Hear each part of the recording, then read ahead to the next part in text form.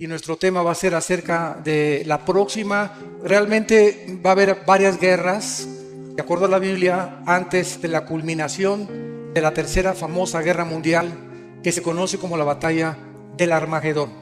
Entonces, antes de la batalla del Armagedón, la Biblia menciona dos guerras muy grandes que va a haber. Una, la del Salmo 83, que es cuando todas las naciones, son puras naciones árabes, van a volver a atacar a Israel, como lo hicieron, como lo vimos en 1948 y en 1967.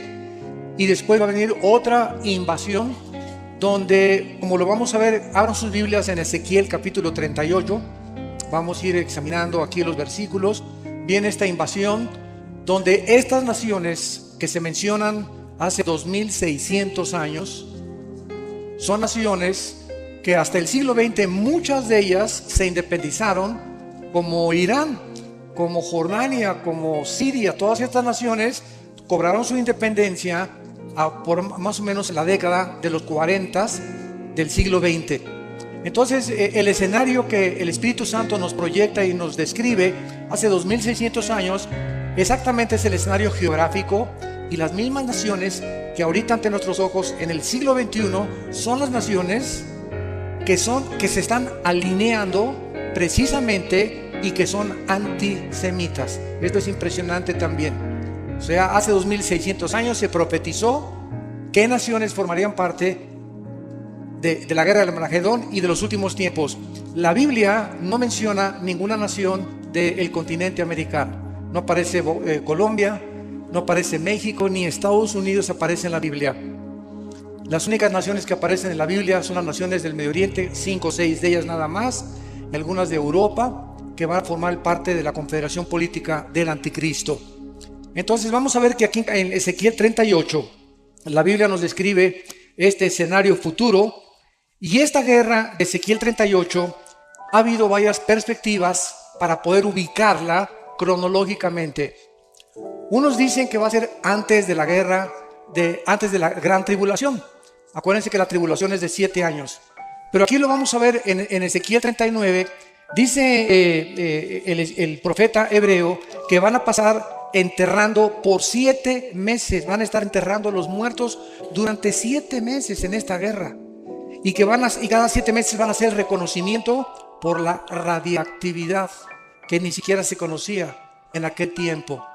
Y además, no solamente eso, sino que dice la Biblia también que van a estar obstruyendo el paso y van a quemar por 7 años los tanques o lo que haya sobrado del armamento de esta guerra. Y en tercer lugar, dice, lo vamos a ver en Ezequiel 38, que cuando Rusia ataque a Israel, esto es clave, junto con las naciones que vamos a describir, Israel tiene que estar viviendo en paz. Y desde el 48 que regresó Israel, nunca ha podido vivir en paz. Tú vas a Israel y todos los muchachos entre 18 y 20 años van al servicio militar. Las mujeres van 1 año al servicio militar. Y vas a Israel y en cada esquina de Israel o de Jerusalén, ves muchachos de 20, 21 años de edad colgando sus R5s y sus ametralladoras. Por todos lados, a cualquier mercado, por todos lados son puros jóvenes menores de 25 años con ametralladoras y con rifles. Así ha vivido esta nación desde hace cerca de 60 años, desde el 1948. Es impresionante, es una nación que vive en constante amenaza de que mañana pueden comenzar a bombardearlos. Ninguna otra nación vive tan insegura como la nación de Israel. Vayamos pues al capítulo 38 y veamos lo que dice la Biblia. Vino a mí palabra de Jehová diciendo: Hijo de hombre, pon tu rostro contra Gog, en tierra de Magog, príncipe soberano de Mesec y Tubal, y profetiza contra él. Y di: así ha dicho Jehová el Señor, he aquí yo estoy contra ti, oh Gog, príncipe soberano de Mesec y Tubal, y te quebrantaré y pondré garfios en tus quijadas, y te sacaré a ti y a todo tu ejército, caballos y jinetes, de todo en todo equipados, gran multitud con paveses y escudos, teniendo todos ellos espadas. Persia, Cus y Fut, con ellos, todos ellos, con escudo y yelmo, Gomer y todas sus tropas, la casa de Togarma de los confines del norte y todas sus tropas, muchos pueblos contigo. Prepárate y apercíbete tú y toda tu multitud que se han reunido a ti y tú su guardia. En primer lugar, para comenzar a poder interpretar este pasaje de la Biblia, necesitamos recurrir a las palabras etimológicamente, porque muchas palabras de estas que se aparecen en el original griego son palabras que se les dieron a las naciones años después. Y tenemos que ver también la ubicación geográfica de Gog y de Magog para poder entender de qué está hablando el Espíritu Santo. Vamos a comenzar desde el versículo 2. Y aquí se menciona a Gog, y Gog es un nombre en el hebreo que fue dado y que significa jefe, significa un líder. Entonces Gog no es una nación, Gog es un líder militar.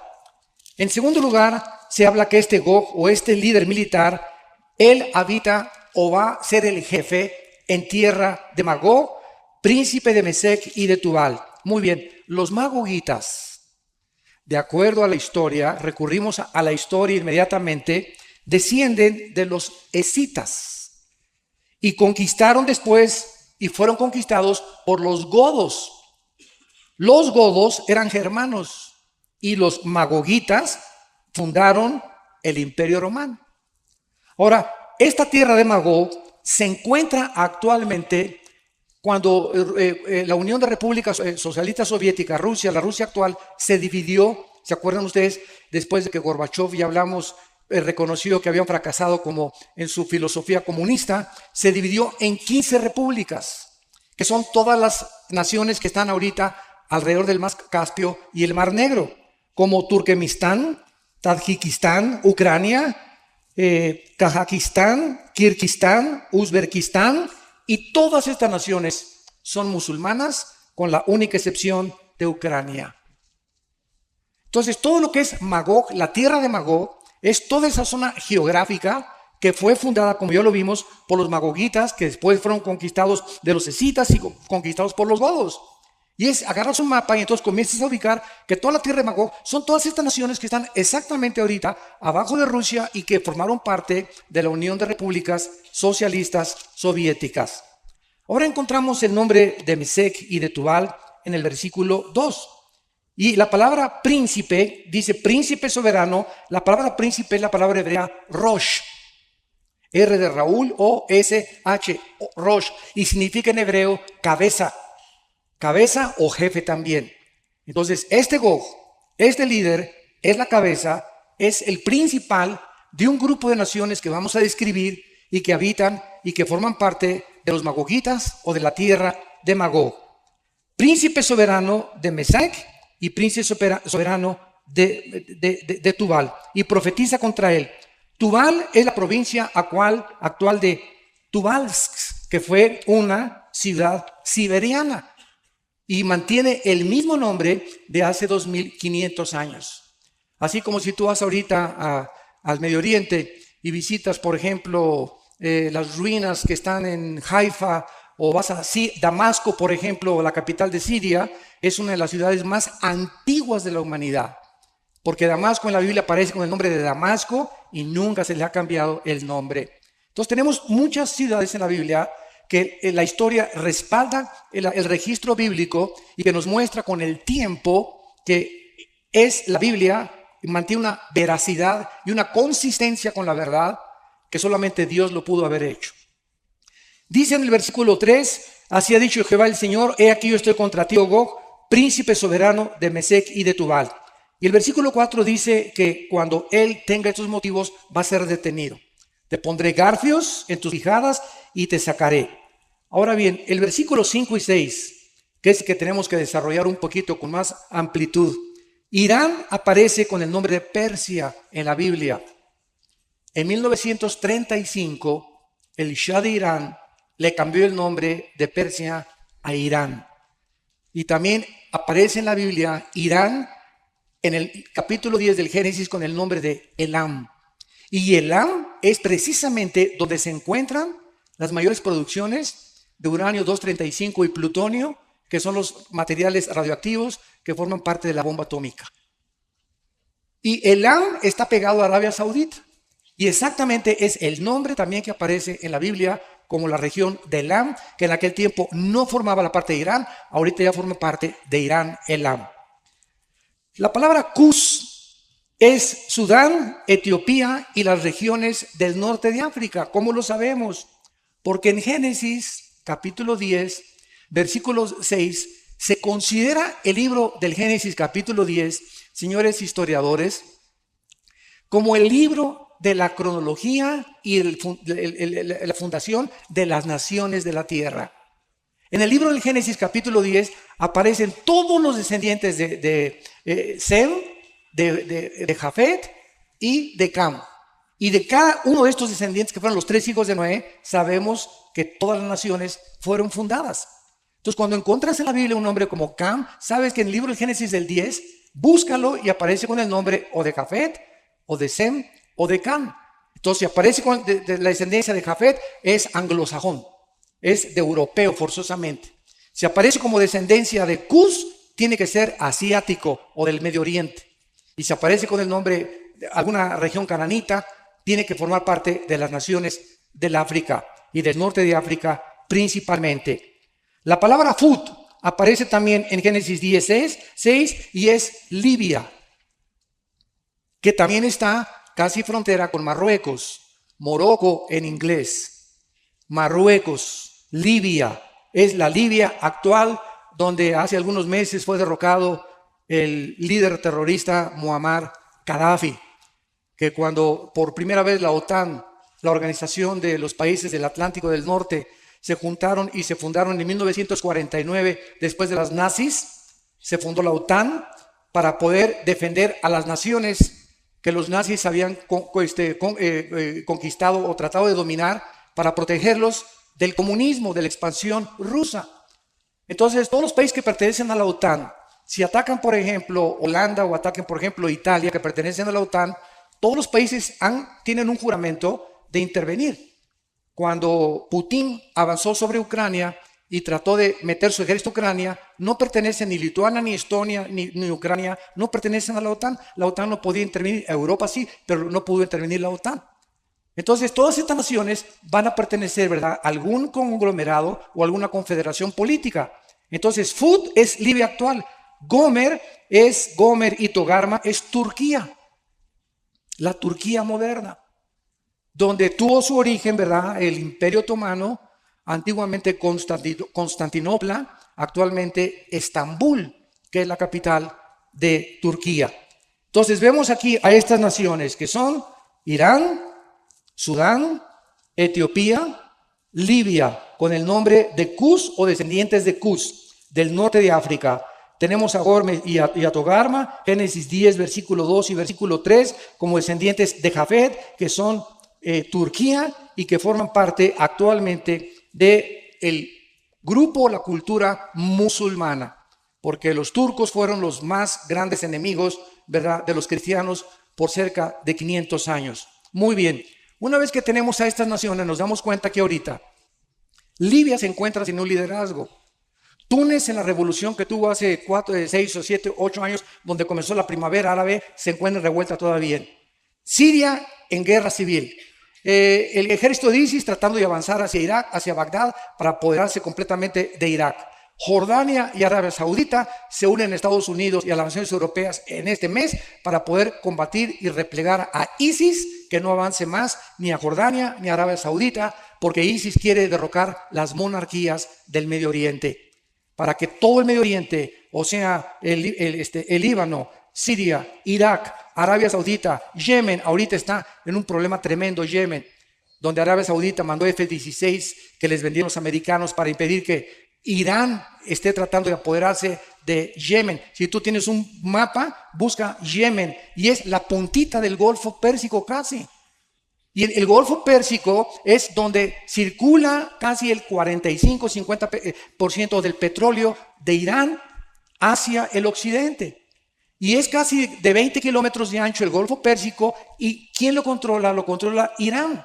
Entonces, si Irán cierra el Golfo Pérsico, causa un conflicto internacional de proporciones pero inmensas. Entonces ahorita los iraníes están tratando de patrullar el Golfo de Pérsico. Hay dos destroyers norteamericanos y un portaaviones ahorita tratando también de circular por ahí. Pero ahorita Rusia está provocando a Inglaterra y Estados Unidos a una guerra. Hace una semana los ingleses reportaron que vieron aviones mix rusos volando alrededor de Inglaterra y alrededor de aviones ingleses. ¿Con qué propósito? Para provocarlos nada más. Y están tratando de, a ver, éntrale, a ver si es cierto y a ver cuál es la reacción de Europa y de Estados Unidos. En cuanto a lo que concierne al presidente Obama, sabemos que no va a ser ni pío, ¿verdad? Porque él ya va a hacer un tratado ahorita con Irán, o si no es que ya se firmaba en Suiza para impedir que Irán produjera esto, pero no se le embarga el dinero, se descongelan los bienes de Irán. Irán comienza ahorita ya a recobrar su economía y es lo que Benjamín Netanyahu, el primer ministro de Israel, quería evitar, que se firmara este tratado, y fue lo que vino a declarar en el Congreso de la Unión en Estados Unidos. Porque si Estados Unidos cae en la trampa, se llama la trampa de Chamberlain. ¿Quién fue Chamberlain? El primer ministro de Inglaterra en la Segunda Guerra Mundial. Le dicen los ingleses, oye, ve a Alemania e investiga si Hitler va a invadir más países. Y fue Chamberlain a Inglaterra, a Alemania, se entrevistó con Adolfo Hitler, era el primer ministro de Inglaterra en aquellos tiempos. Y Hitler le dice, no, mira, te lo juro por mi mamacita. Le bajó el cielo las estrellas, no vamos a invadir nada. Y regresó Chamberlain y desembarcando ahí en Inglaterra, bajó con una bandera blanca. No tenemos por qué preocuparnos, no va a haber ningún problema, el nazismo no va a vencer. Pero había un solo hombre en Inglaterra, uno solo llamado Winston Churchill, que no era primer ministro en esa época. Fue el único en la Cámara de los Comunes que no le creyó a Hitler. Y dijo, esa es una zorra, no es cierto, no va a cumplir su palabra. Todos los dictadores son unos mentirosos. Y dicen una cosa y jamás cumplen lo que dicen. Y no le hicieron caso. Entonces Hitler bombardea Londres y destruye casi el 60% de Londres con unas ruinas. Y Churchill comienza a recorrer todo y lo nombran primer ministro. Entonces Churchill pone inmediatamente la aviación de la Fuerza Aérea de Inglaterra para contrarrestar esto, ¿verdad? Hitler se asusta y se da cuenta que los ingleses son una potencia. Churchill le habla en aquel tiempo, ¿verdad?, al presidente de Estados Unidos, Roosevelt, para que pueda, y entonces Roosevelt le declara la guerra a Hitler cuando los japoneses invaden Pearl Harbor, donde destruyen casi el 90% de los barcos y los destroyers y los portaaviones de la Marina de los Estados Unidos. Entonces se incendia la guerra, pero todos los dictadores son igual. Entonces, así como Hitler dijo que no iba a haber guerra, Yasser Arafat le dijo a Estados Unidos que no iba a volver a molestar a Israel. Y ahorita ISIS está invadiendo el Medio Oriente e Irán ha prometido no meterse con Israel. ¿No es cierto? No es cierto, no es cierto. Una semana antes de que en Suiza, hace 2 o 3 semanas, se firmara este acuerdo, una semana después, Rouhani, el primer ministro ahorita de Irán, en su Twitter dijo, exterminemos a Israel. Fue interceptado por el Mossad. El Mossad es el servicio secreto de Israel. Inmediatamente detectaron, ¿cómo le vamos a creer? Entonces, es lo que vino Netanyahu a Estados Unidos a explicarles a los republicanos. No le crean, por favor, por el amor de Dios. Si no detienen ahorita a Irán, nos vamos a tener que defender con la operación Sansón, que comentamos que es la operación donde van a usar la bomba atómica, armas nucleares. Aunque Israel, ya lo hemos visto, no va a ser destruido hasta que Jesucristo venga por segunda vez. Entonces, todo este escenario está ante nuestros ojos moviéndose. No hay un liderazgo en el mundo, hay un vacío de liderazgo político, militar. Ya no saben si Rusia, quién detiene a Rusia. Los intereses del gas que Rusia le provee a Europa están impidiendo que Europa, por intereses comerciales y monetarios, no intervenga y defienda a los demás países. Estados Unidos no ataca a Siria ni defiende a Siria porque Rusia defiende a Siria. China está a favor, China está detrás. Rusia e Irán son una trinidad satánica. Ahorita China, escuchen esto, China, si juntamos todos los dólares del mundo, el 50%, la mitad de los dólares del mundo en papel moneda están en China. En otras palabras, China tiene el mango del sartén. China tiene a Estados Unidos aquí, porque en cualquier momento China hunde a Estados Unidos, cuando quiera y a la hora que quiera. ¿Por qué no lo hacen? Porque es su principal socio comercial. Es el que más productos le compra en las exportaciones chinas. Entonces los intereses comerciales otra vez volvemos a ver, se interponen y entonces como tenemos, mientras haya plata entre tú y yo, ¿verdad? Pues no nos metemos y entonces, pero China apoya a Rusia, Rusia apoya a Irán, Irán tiene las armas de Rusia, Irán está apoyando a los grupos terroristas, Hezbollah, Hamas y Al Qaeda para que destruyan Israel y vemos que Estados Unidos ya no puede intervenir. ¿Qué va a suceder? Lo que la Biblia dice que va a suceder. Estas dos próximas guerras que culminarán en la Tercera Guerra Mundial.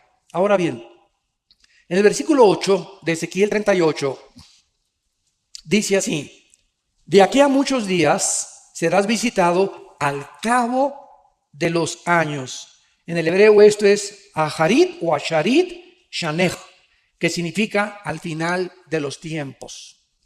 Serás visitado al cabo de los años, vendrás a la tierra. Aquí se profetiza que estas naciones hace 2600 años, ¿contra quién iban a pelear? ¿A quién iban a invadir? Escuchen, esto fue antes de la dispersión de los judíos y antes del exilio, y fue antes de que recobraran su independencia.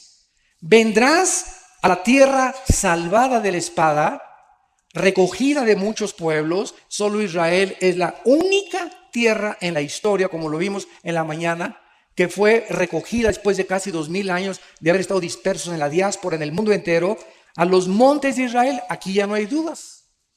Aquí ya no hay dudas de que es Israel el blanco de esta invasión.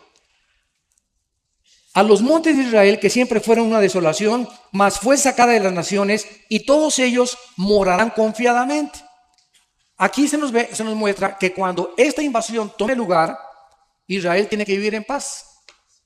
Y la más grande pregunta de todos los escatólogos y los teólogos, y a los que nos gusta estudiar la profecía, es la siguiente: ¿cuándo Israel, desde que regresó en el 48, ha tenido un tiempo de paz? Nunca. Repito, viven armados hasta los dientes las 24 horas del día. En la noche hay turnos para que haya la tercera parte de los soldados de Israel despiertos con las ametralladoras colgando, listos para cualquier eventualidad. La única forma en la que nosotros podemos entender cuándo va a haber paz con Israel es hasta que el anticristo aparezca. Y cuando el anticristo firme un tratado, Daniel 9, 24 al 27, principalmente el versículo 27, firme un tratado y haga un pacto por 7 años. En el hebreo es una semana, a Shavua. Shavua en el hebreo es años o años de 7, porque los judíos tenían años de semanas, años de meses y años de 365, 60 días. El año judío no es de 365, es de 360. Cuando fue cambiado el calendario lunar por el Papa Gregorio, se cambió el calendario solar, que es el que nos rige actualmente a la mayor parte de las naciones. Entonces vemos claramente que Israel es el centro del ataque. Y dice el versículo 9, subirás y vendrás como tempestad, como nublado para cubrir la tierra, serás tú y todas tus tropas y muchos pueblos contigo.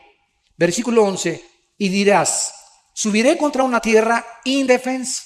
Nunca Israel ha estado indefenso hasta este momento. Iré contra gentes tranquilas que habitan, por segunda vez se menciona, que habitan confiadamente, todas ellas sin muros, o sea, sin protección, y no tienen cerrojos ni puertas. Versículo 12, para arrebatar despojos, para tomar botín. Y nos brincamos, y sobre el pueblo recogido de entre las naciones, que se hace de ganado y posesiones que mora en la parte central de la tierra. Versículo 14, por tanto profetiza, hijo de hombre, y di a Gog, así ha dicho Jehová el Señor en aquel tiempo cuando mi pueblo Israel habite con seguridad. ¿No lo sabrás tú? Por tercera vez se menciona que Israel en ese tiempo de la invasión los van a agarrar desprotegidos, porque estarán viviendo sin protección. Y dice el versículo 16, y subirás contra mi pueblo Israel como nublado para cubrir la tierra. ¿Cuándo? Asharit Hayom, al cabo de los días. Vemos entonces que la única parte, el único tiempo en que Israel va a tener paz y van a bajar la guardia es cuando el anticristo les garantice 7 años de paz donde no va a intervenir. Por eso Apocalipsis capítulo 6 versículo 1, el primer caballo del Apocalipsis es un jinete blanco, pero observen que no trae un arco sin flechas. Y en Daniel capítulo 8 dice que cuando el anticristo entre, va a entrar peace and love. Él no va a entrar como un conquistador, va a venir con una cara de santo. Si ustedes ven, por ejemplo, vean ustedes la otra cara de la maldad. Ve una foto de Bin Laden y ponle una aureola. Tiene una cara de borreguito a medio morir. Y todos nos imaginamos, ¿verdad?, que un hombre cruel como Bin Laden tenía una cosa así. Pero ahora el mal se disfraza mucho mejor para poder cautivar más, porque Satanás se disfraza como ángel de luz. Él no viene con su verdadera apariencia ni con las palabras, viene con un lenguaje seductivo, seductor, viene con una apariencia de paz, viene peace and love, es lo que buscamos, viene con poderes sobrenaturales. Y entonces el caballo blanco, que representa la entrada al mundo del anticristo, vemos que el segundo caballo que sigue el Apocalipsis, versículos 3 y 4, ya es la guerra. Va a durar 3 años y medio la paz supuesta del anticristo, mientras él se acomoda políticamente en Europa y en el Medio Oriente. Y entonces va a entrar a Jerusalén, dice Daniel 11:45 en adelante, va a entrar como una tempestad y va a establecer sus cuarteles en Irak y en Jerusalén. Los cuarteles del anticristo van a estar en Irak y en Jerusalén. Y entonces ahí viene la gran persecución de la que hablamos hoy en la mañana, del anticristo, que Hitler le parecerá como Pinocho comparado con el anticristo. Va a venir una masacre impresionante contra el pueblo judío y contra los cristianos. Y lo más interesante de todo esto es que desde que ISIS hizo su aparición en el Medio Oriente, todos han vuelto otra vez la cara a ver que están no fusilando, están decapitando a todos los que están tratando de matar con origen cristiano, o si no son sunnis y eres shiita, aunque seas mi hermano musulmán, te corto la cabeza. A las mujeres les abren el vientre y a los niños les cortan las manos y los pies para que nunca sean soldados. Es lo que están haciendo con miles y miles de personas. Y llegan a las casas y les ponen una N, que significa nazareno. Si tiene una N en la casa, significa que viven cristianos. Llegan, le abren el vientre a la mujer, le cortan los brazos y las piernas a los niños y le cortan la cabeza al varón de la casa. Cuando incendiaron a un piloto jordano, que lo metieron en una jaula, que fue un espectáculo terrible en el mundo, y dentro de la jaula lo queman vivo, Jordania dijo, ¿verdad? Si Estados Unidos no hace nada, y no hizo nada cuando Assad cruzó la línea roja de usar armas químicas contra el pueblo de Siria, y Obama prometió que si Siria usaba armas químicas iba a intervenir y no cumplió su palabra Obama, entonces el rey Abdullah de Jordania dijo, nosotros nos subimos los aviones y bombardearon y han matado miles y miles y miles del ejército musulmán de ISIS, porque los jordanos no perdonan. Como dice el dicho, ¿verdad? Ojo por ojo, diente por diente, es la ley del Medio Oriente. Entonces el anticristo va a hacer este tratado, va a violar el pacto y comienza la persecución. Ahora bien, vimos en Ezequiel 39, vean por favor 38 todavía, que se nos da otro dato interesante de cuándo va a ser esta guerra. Y dice en el versículo 19 y 20 de Ezequiel 38, porque he hablado en mi celo y en el fuego de mi ira, que en aquel tiempo, o sea, está hablando del tiempo de la invasión, habrá gran temblor sobre la tierra de Israel. Ahorita lo vamos a comparar con Apocalipsis 16:18 y 11:3, donde en el Apocalipsis se menciona que vendrá un temblor como nunca en la historia ha habido. Imagino que será de 10 grados, porque el más grave que ha alcanzado la escala de Richter, de acuerdo al Observatorio de Boulder, Colorado, sismológico, ha sido de 8 puntos, casi 9 grados. El de San Francisco a principios del siglo XX, que acabó casi con todo San Francisco, casi alcanzó los 9 grados. Entonces imagino que este temblor, dice en Apocalipsis, que todas las ciudades van a caer y las islas van a desaparecer. Imagínense nomás qué temblor va a haber, ¿verdad? Ahorita ayer tembló en una nación de África y parece que casi 7 grados. Dice el versículo 19, en aquel tiempo habrá gran temblor, que los peces del mar, las aves del cielo, las bestias del campo y toda serpiente que se arrastra sobre la tierra y todos los hombres que están sobre la faz de la tierra, temblarán ante mi presencia, se desmoronarán los muros, los montes y los vallados caerán y todo muro caerá a tierra. y a todos mis montes llamaré contra él la espada, dice Jehová, el Señor, la espada de cada cual será en contra de su hermano. Yo litigaré contra él, o sea, contra Gog, el líder de esta invasión, con pestilencia y con sangre. Haré llover sobre él y sobre sus tropas y sobre los muchos pueblos que están con él, impetuosa lluvia, piedras de granizo, fuego y azufre, y seré engrandecido y santificado y conocido ante los ojos de muchas naciones, y sabrán que yo soy Jehová. De acuerdo a esta porción de la Escritura, si la comparamos con el libro de Apocalipsis, vamos a encontrar que es exactamente igual y que esta invasión tendrá lugar durante la gran tribulación. Porque no puede ser al principio de la tribulación, porque van a pasar 7 años enterrando muertos por la radioactividad y destruyendo las armas. Entonces no va a poder ser en el principio de la tribulación, porque la tribulación dura 7 años y en la tribulación van a ser perseguidos por el anticristo. Entonces no tendrían tiempo de hacer esto.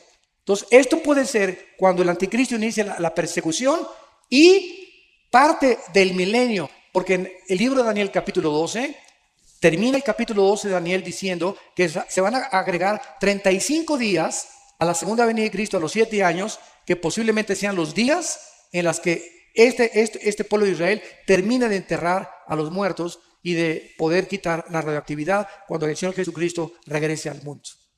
Entonces todo parece indicar que esta invasión va a tener lugar paralelamente a la guerra del Armagedón, a la tercera guerra mundial. Porque dice Dios, me van a conocer y van a saber que yo soy Jehová. Ahora vayamos a Apocalipsis capítulo 16 y veamos cómo se inicia la tercera guerra mundial.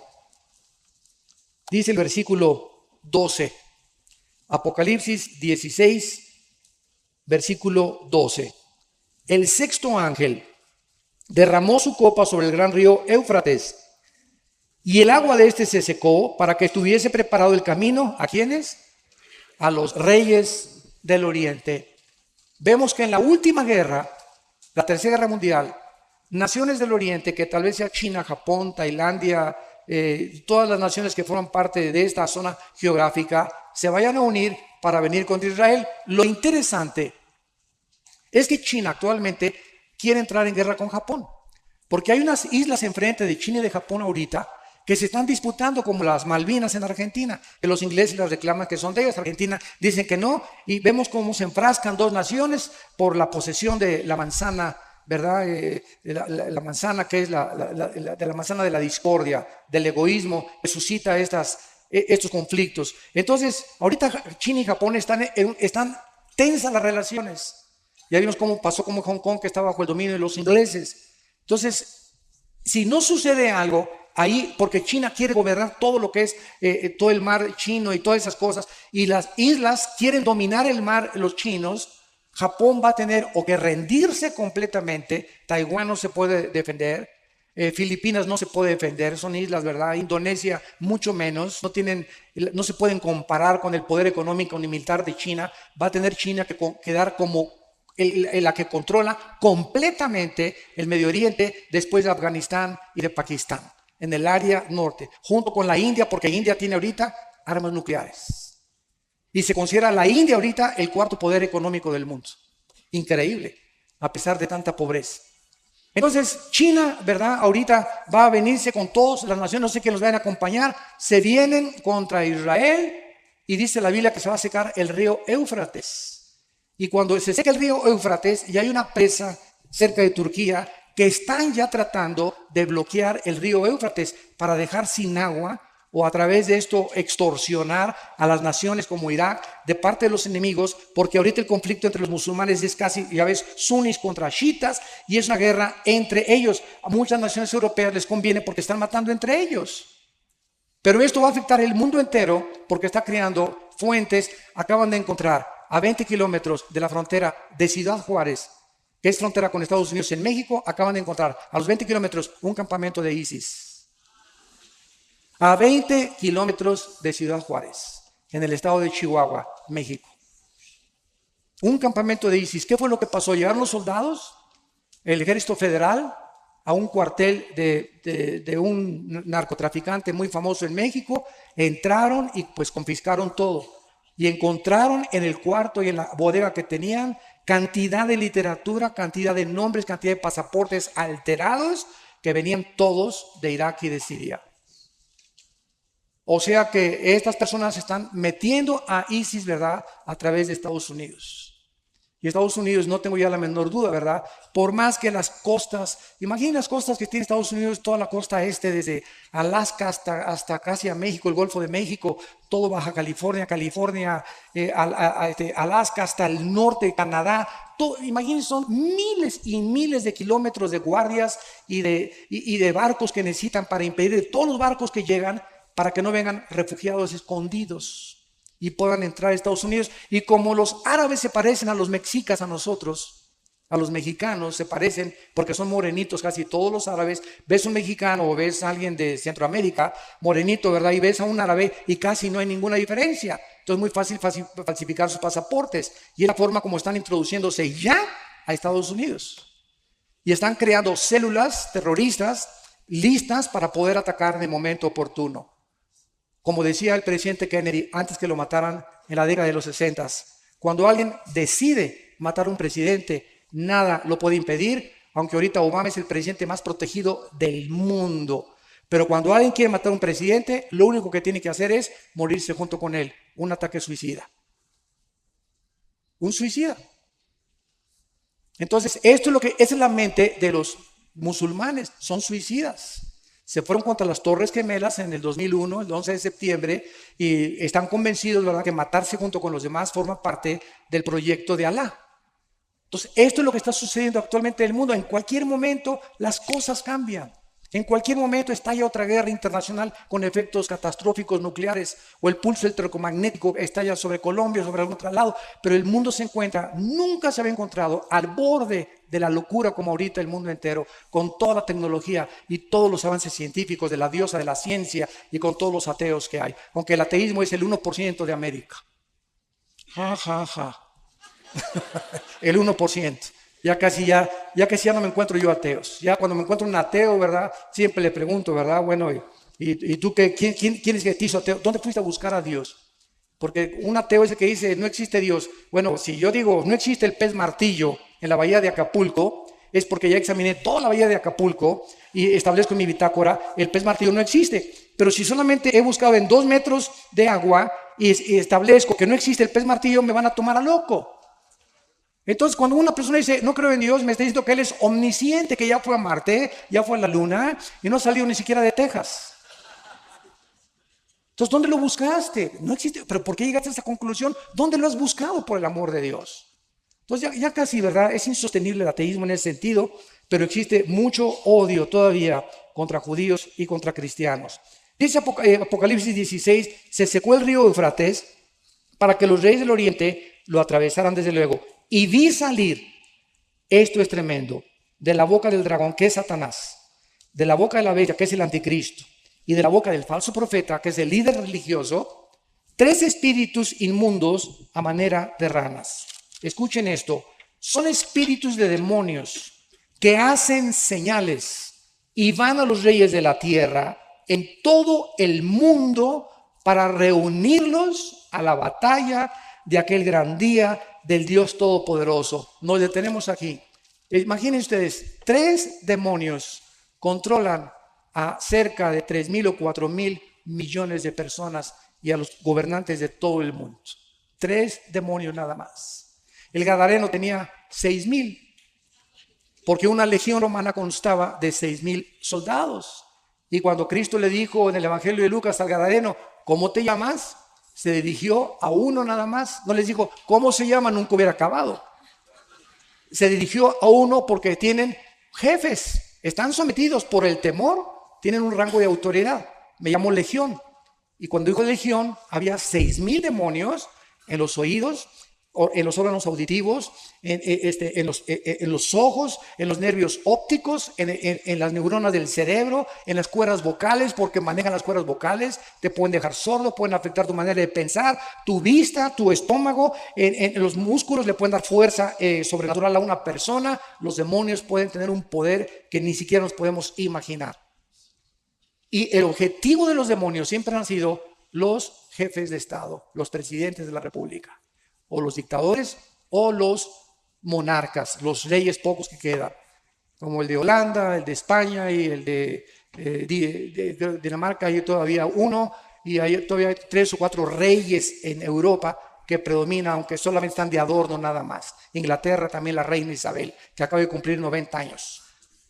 Entonces estamos en una situación donde nos damos cuenta que fuerzas espirituales están tratando de que los reyes de la tierra se confundan ahorita, los gobernantes se confundan por esos santos de Dios. En 1 Timoteo 2, del 1 al 5 se nos manda: oren por los gobernantes. ¿Cuántos? No levanten la mano, ¿cuántos de ustedes sinceramente crees que la Biblia es la palabra de Dios? Amén, amén, amén, amén. A su nombre, gloria. Puedes decir lo que quieras, hacer los espavientos que quieras y levantar lo que tú quieras, y no estoy diciendo que esté mal. Simplemente a veces hay mucho más proyección externa de lo que tú crees de la Biblia.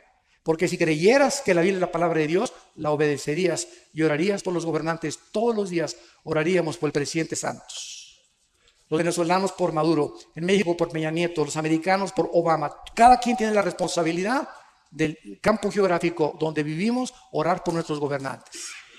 Dice en Josué 1, 8 y 9, de día y de noche: Josué, te digo el secreto. Josué, te digo el secreto para que venzas las 7 naciones de Canaán. ¿Cuál es, Señor? Preparo las catapultas, las flechas, voy a entrar a un ejército de soldados. No. No es con espada ni con ejército. Josué, te voy a dar el secreto y se lo doy a todos ustedes miles de años después, para que nadie les haga frente durante todo el día de su vida y siempre prosperen en todo lo que hagan. Prosperen en todo lo que hagan, de día y de noche. ¿Qué dice? Día y noche. Hermano, yo nada más de las 12 a la 1 de la tarde. Dice de día y de noche. Yo tengo mis devocionales en la mañana. Dice de día y de noche. Yo nada más en la noche me persino. Dice de día y de noche. O arranca Josué capítulo 1. Meditarás en este libro de la ley. Y escuchen esto. No se puede meditar la palabra si no se memoriza. Memorizar es comenzar a ponderar, a pensar, reflexionar de tal manera. Vamos al mundo, o memorizo un versículo, 3 versículos, o un capítulo entero. Hermano, es que no sé memorizar. ¿Por qué no has desarrollado? ¿No practicas? Es que usted tiene más memoria que yo. No es que tenga yo más memoria, es que la he entrenado más, es todo.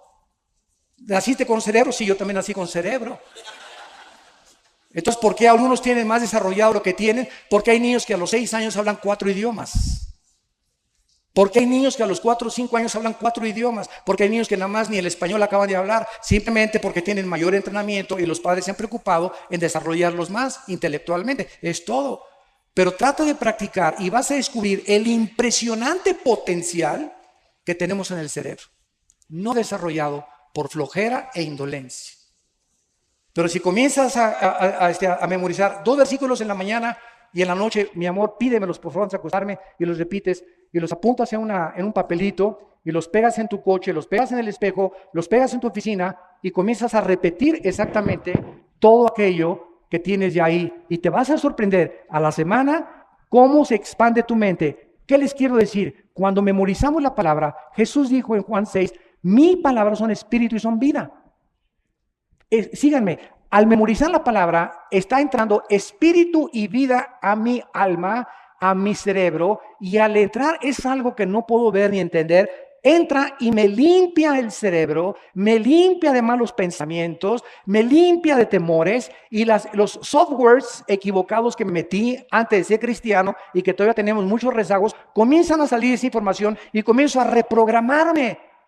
Pero no puedo reprogramar si no tengo un software aquí adentro. Entonces, muchos nada más necesitan abrir la Biblia porque no saben ni el Salmo 20, ni el Salmo 23 se han memorizado. Es más, ni Juan 3:16. Yo he ido a congresos donde les he ido a muchos pastores y a muchos líderes. ¿Puedes pasar por favor y repetirme nada más 30 versículos de memoria en tus 10 años que tienes de cristiano? Uno solo no se ha levantado a decir, me sé 30 versículos de memoria. Ya no 30, por favor. ¿Sabes 10? Con trabajos, hermano. Entonces, ¿le creemos a Dios o no le creemos? Escucha esto. Si tú memorizas, vas a meditar de día y de noche, a pensar, y vas en el carro pensando en lo que memorizaste, y vas a comenzar a entender, la mente se expande con la Biblia. se expande porque es vida. Y transforma completamente nuestras neuronas y transforma nuestro entendimiento. Y comienzo a entender cosas que yo no entendía. Y entonces viene la prosperidad. Y la prosperidad, ¿sabes lo que significa la palabra prosperidad? Significa avanzar sin que nadie te detenga. Una persona que prospera es una persona que ve en la vida así y así y así. Una persona con maldiciones, una persona que tiene obstáculos y ya tiene ahí 1 año o 2 años vuelta y vuelta y vuelta sin llegar a ningún lado. Que fue lo que los judíos hicieron en el desierto. 40 años, círculos y círculos son círculos. Geométricamente un círculo es un punto de partida que no te lleva a ningún lado. Regresas al mismo punto. Dios nunca trabaja en círculos, trabaja en líneas rectas. Dios quiere que salgamos de un punto y nos quiere lanzar como flechas a la meta del supremo llamamiento en Cristo Jesús. Pero no vas a poder prosperar ni mejorar tu entendimiento de la Biblia. Se los digo como últimos consejos si ustedes no memorizan diario la palabra de Dios.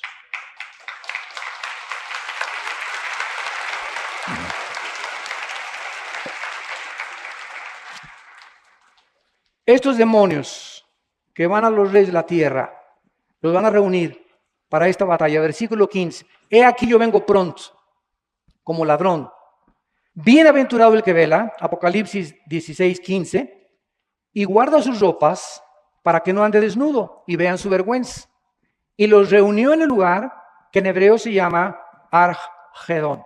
En el hebreo que significa el monte de la matanza. Es lo que significa la palabra Armagedón. Ahora bien, esta batalla del Armagedón, de acuerdo a Joel, en el Antiguo Testamento, capítulo 3, va a tener lugar en el valle de Josafat, que también se conoce como el valle del Meguido. Cuando Napoleón llegó ahí, él dijo, proféticamente Napoleón, sin saber él, aquí se librará la última batalla de la humanidad. Este valle del Meguido, vale, apúntalo, mide 32 kilómetros de largo y 23 kilómetros de ancho. El valle del Meguido. La Biblia no dice cuántas personas o soldados van a entrar a este valle. Lo único que nos dice es que se van a reunir, como lo vamos a ver ahorita en el libro de Zacarías, para poder sitiar a Jerusalén. ¿Qué significa esto? Que mientras avanza ahorita los años, el odio de las naciones en contra de Israel aumentará y efectivamente se quedarán solos en el mundo. Ahorita los únicos amigos de Israel son los cristianos. Se quedaron sin amigos. Las naciones que los apoyaban, que es Estados Unidos e Inglaterra, están retirando completamente su amistad. Y se están quedando solos, tal como la Biblia lo profetizó. Vayamos a Zacarías capítulo 12 para terminar. Zacarías capítulo 12, en el Antiguo Testamento.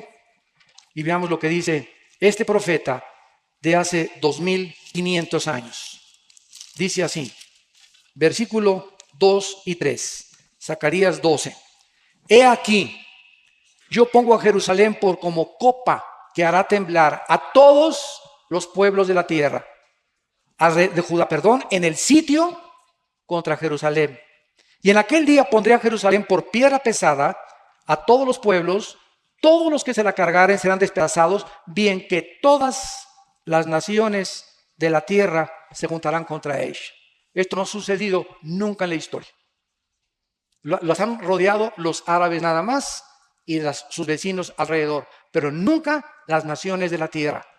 Ahorita el Consejo de Seguridad de la ONU, de las Naciones Unidas, está controlado por Rusia y por China principalmente y por Siria.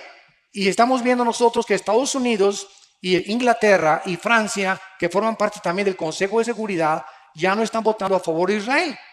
Y ahorita han llegado a la conclusión las Naciones Unidas de poder concretar y determinar que sea absoluto el Estado palestino dentro de la tierra de Israel. ¿Saben qué significa esto?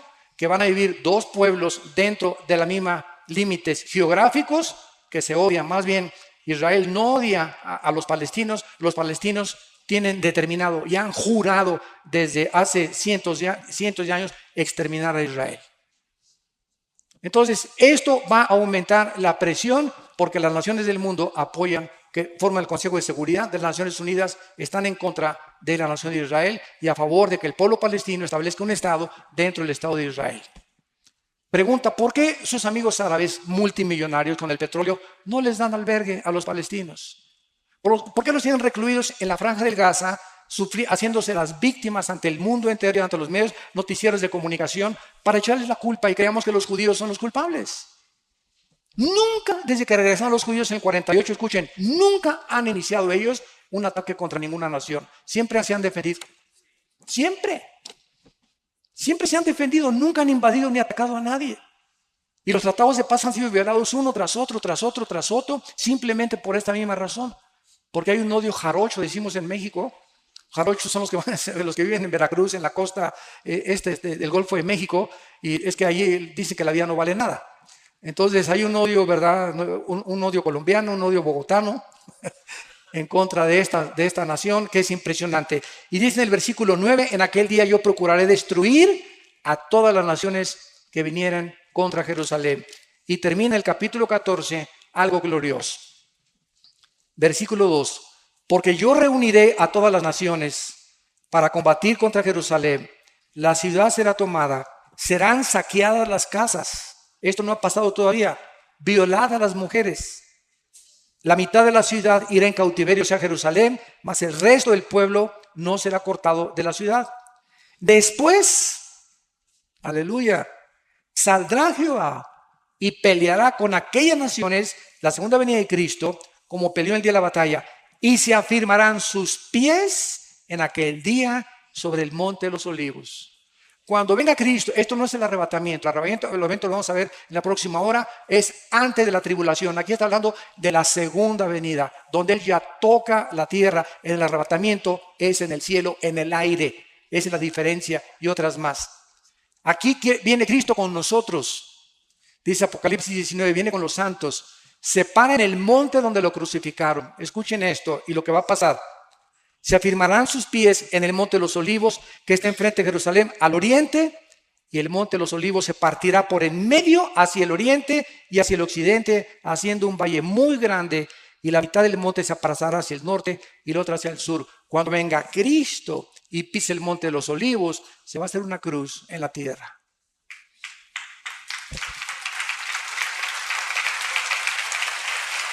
¡Qué tremendo! Y es esa cruz el centro del poder y de la sabiduría de Dios. Lo que es para nosotros insensato, para Dios es sabiduría. Y lo necio de los hombres, para Dios es sabiduría. Y lo necio escogió Dios para avergonzar a los sabios. Dice 1 Corintios 1, 18 en adelante. Porque la palabra de la cruz es locura a los que se pierden, pero el poder de Dios a los que se salvan. Entonces, ahí cuando Cristo colgaba en la cruz, los ojos de los griegos decían, ¿cómo puede un Dios, qué papá, puede amar a su hijo y tener el poder para salvarlo y rescatarlo de la tortura y no hacerlo? Sería un padre sin misericordia. Ese es el raciocinio de los griegos en tiempos de Jesucristo. No podían comprender ellos cómo, si él era el hijo de Dios, su padre no lo salvaba. Cuando el dios Zeus y el dios del mar y los dioses de los griegos eran poderosos gigantes que combatían contra todos para poder establecer sus reinos. Y los judíos, cuando vieron a Cristo crucificado, dijeron, oye, dice Deuteronomio, maldito el que es colgado en un madero. Entonces, ese hombre es maldición. ¿Cómo puede atreverse que es el hijo de Dios si eres maldición de acuerdo a la ley? Y ellos no entendían que efectivamente ese crucificado era maldición. Se hacía maldición en nuestro lugar. Gálatas 3, 20 en adelante. El que no conoce pecado, por nosotros se hizo pecado. Y la maldición que está sobre nosotros, Él la llevó. ¿Y saben lo que era la maldición? Ser abandonado por Dios. Y en esa cruz, algo misterioso pasó de las 12 del día a las 3 de la tarde, porque lo crucificaron a las 9 de la mañana. Algo pasó en esas 3 horas entre el Padre y el Hijo, porque en esas 3 horas se hizo oscuridad en toda la tierra. 3 horas de tinieblas, donde el Padre no permitió que nosotros nos minuscáramos o nos pudiéramos meter al conflicto que había entre el Padre y el Hijo en ese momento. Y ese momento fue el momento más santo y más sagrado de todo el universo.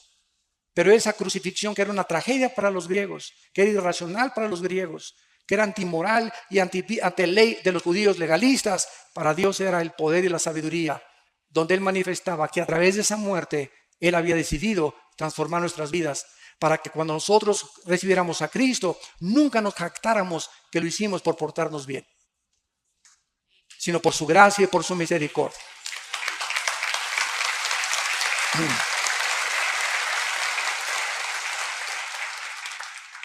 Dice la Biblia en el versículo 6 de Zacarías 14 que acontecerá en ese día que no habrá luz clara ni oscura, según él será un día cual es conocido de Jehová, que no será de día ni de noche, pero sucederá que al caer la tarde habrá luz.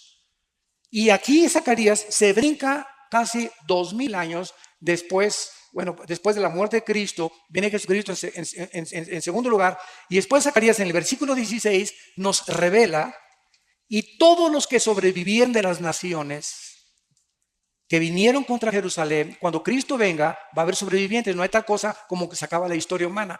No hay tal cosa como el fin del mundo, es el fin del siglo. Aion en el griego. Dinos cuándo será el fin del mundo. Se tradujo en Mateo 24, 3 y 4. La palabra fin del mundo es aion cosmos. El fin de la historia o la culminación del programa de Dios. Pero seguimos viviendo aquí en la tierra. Pero gloria a Dios, ya verdad, con panderos y con todo transformado. Las culebras van a ser usadas por los bebés, los leones van a ser tus mascotas con los corderos, las flores no tendrán espinas, no habrá enfermedades, no habrá nada, problemas gastrointestinales, no habrá muertes del corazón ya. La esposa nadie te la va a quitar la que tengas, y tiene para Dios a ti una Miss Colombia que no te imaginas, un Rambo para ti que tú no te imaginas, ¿verdad? Porque todos vamos a ser perfectos en ese momento, y todas las cosas que pasaron serán hechas nuevas completamente. Ya no habrá muerte, no habrá lágrimas, no habrá nada, porque el Dios de los siglos nos ha prometido que cuando Él regrese, restaurará todas las cosas. Y dice la Biblia en el versículo 16, y que subiremos cada año a Jerusalén, desde luego, para adorar al Rey de Jehová y celebrar la fiesta de los tabernáculos. Y la fiesta de los tabernáculos es la fiesta más alegre que tenía Dios, porque no son las fiestas de Israel, son las fiestas de Dios, porque eran fiestas donde Cristo estaba escondido detrás de estas 7 fiestas. Qué maravilla es que podamos nosotros saber que todo el panorama profético nos ha sido delineado por Dios, para que no nos cansemos de hacer el bien, para que perseveremos en la fe, para que sepamos que nuestra fe no es en vano, y que sin santidad nadie verá a Dios. En un Apocalipsis 13:7, y se le permite hacer guerra contra los santos y vencerlos. Primera pregunta, ¿a qué santos se refiere? Segundo, Apocalipsis 20:4, los que no habían adorado a la bestia, que no recibieron la marca. ¿Cuáles son? ¿Quiénes son? Ahí lo dice, los que no reciben la marca, los que se convirtieron durante la tribulación. ¿Y los santos? ¿Qué dice allí? Los que se convierten durante la tribulación. Porque los 144,000 de Apocalipsis 7 van a ser muertos por el anticristo. Y los últimos van a ser los 2 testigos, para haber una gran cosecha, de acuerdo a Apocalipsis 7, que suben al cielo de toda tribu y de toda lengua, precisamente saliendo de la gran tribulación. Va a haber miles de convertidos durante el tiempo del anticristo. Esta negociación que tiene Estados Unidos con Irán a nivel de armas nucleares determinaría que Israel se queda solo. Completamente, sí, así es. Sería la confirmación de que el presidente de los Estados Unidos, Obama, es musulmán.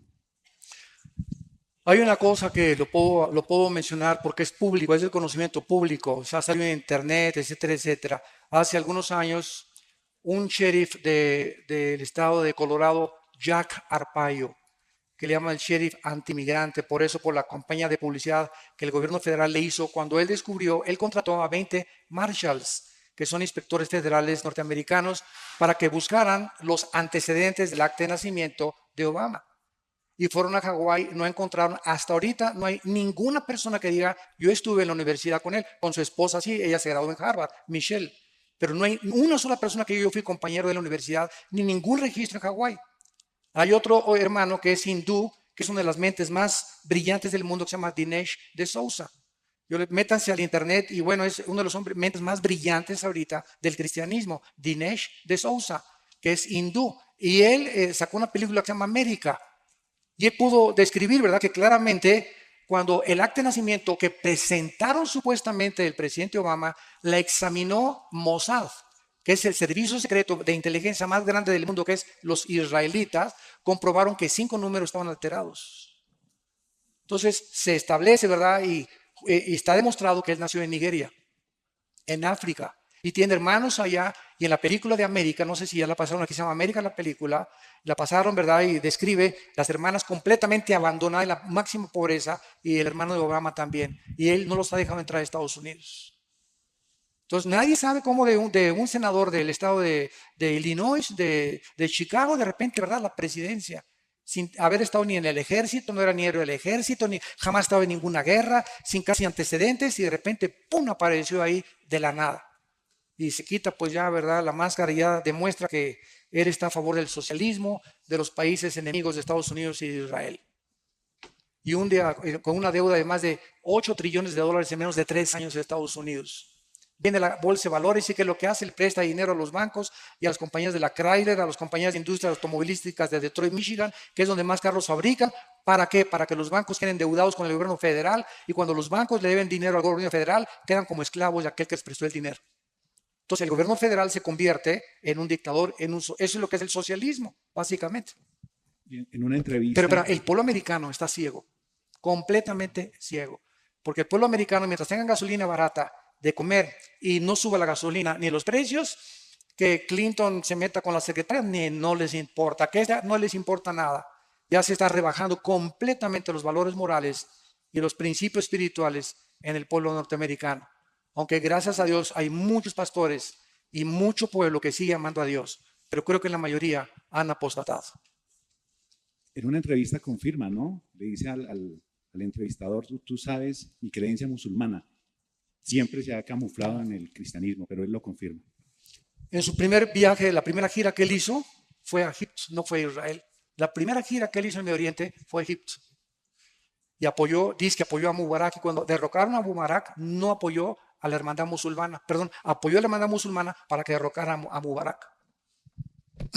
¿Cómo se interpreta la profecía de Ezequiel 37:22? Vamos a verla porque no tengo memoria más que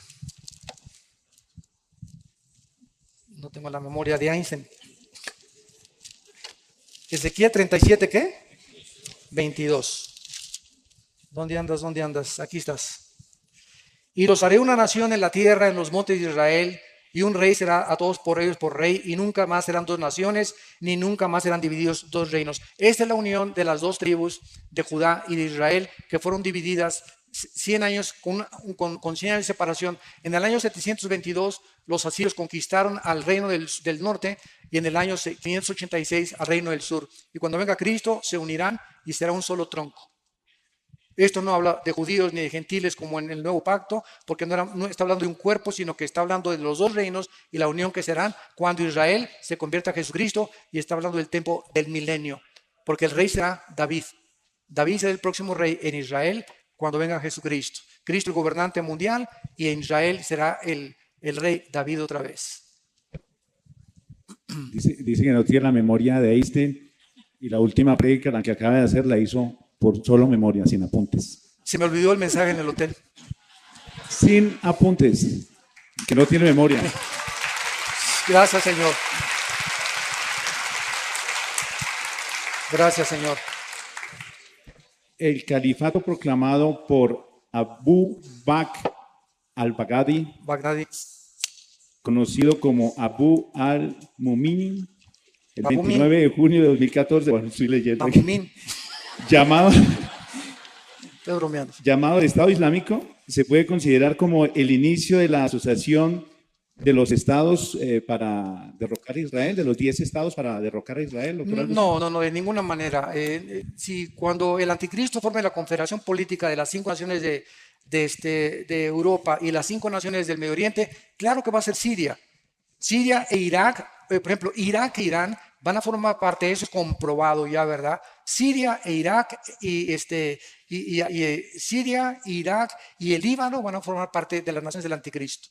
Jordania dice en Daniel 11 que va a ser a un lado, y no, el anticristo va a respetar Jordania y no se va a meter con Jordania. No sabemos todavía por qué. Tal vez porque los jordanos descienden de Lot. que son los que más hasta este momento, ¿verdad?, han sido de doble pensar y de doble ánimo. Entonces, pues, es lo más seguro, ¿verdad? Siria e Irak, esto es, sin ninguna duda, forman parte del gobierno del anticristo. ¿El G12 es de sana doctrina? Pregunta. Gulp. Se la mandó al otro póster.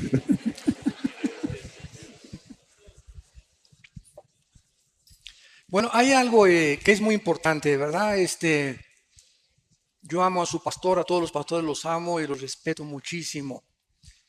Y hay ciertas doctrinas, el hecho de que no estemos de acuerdo en muchas cosas no implica que seamos enemigos, ni mucho menos, ni que no seamos cristianos. Pero sí, ¿verdad? El G12 se desarrolló, el G12 no comenzó con esta persona, comenzó con el catolicismo. Tiene sus raíces en el catolicismo. Y hay una doctrina que es muy peligrosa que se llama la de la regresión. O sea, tratar de regresar a cuando yo tenía 1 año, 2 años, o verme en la cruz, cuando Filipenses dice, olvidándonos lo que queda atrás, extendiéndonos a lo que está delante. Si hay algo que Dios nos manda es olvidarnos del pasado para vivir el presente y no estorbar el futuro. Pero si cualquiera de ustedes está con el pasado y el pasado se convierte en una carga, no vas a poder disfrutar el presente y menos proyectarte hacia el futuro. El que esté en Cristo, nueva criatura es. Las cosas viejas pasaron. Entonces, esto de las regresiones es muy peligroso psicológica, emocional y espiritualmente. Entonces, ¿verdad? También no se pueden, yo siempre digo, ¿por qué 12? ¿Por qué no 13? Sí, digo, el hecho de que los apóstoles hayan sido 12, no se estableció un patrón para que fueran a fuerza 12 discípulos. Y que si son 8 y que si son 20. Entonces, cuando caemos en patrones así tan cerrados, tiene que ser 12, porque fue el patrón de los apóstoles, nunca se estableció, ni ellos establecieron en todo el Testamento grupos de estudios de 12 personas.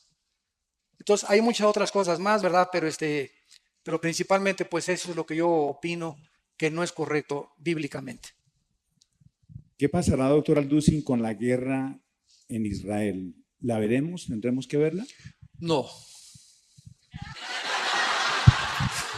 Yo ya no voy a estar aquí. Yo garantizado que... Bye. Sí, no, ya. Primero Dios, ya vimos que va a ser durante la tribulación y ahorita que veamos el rapto vamos a ver cuándo va a suceder, por qué va a suceder y cómo va a suceder. ¿A dónde o qué pasa con un bebé cuando muere? ¿Es verdad que se vuelve querubín? ¿Qué es un querubín? Para las mamás sí, ¿verdad? Además, la palabra querubín significa el que arde.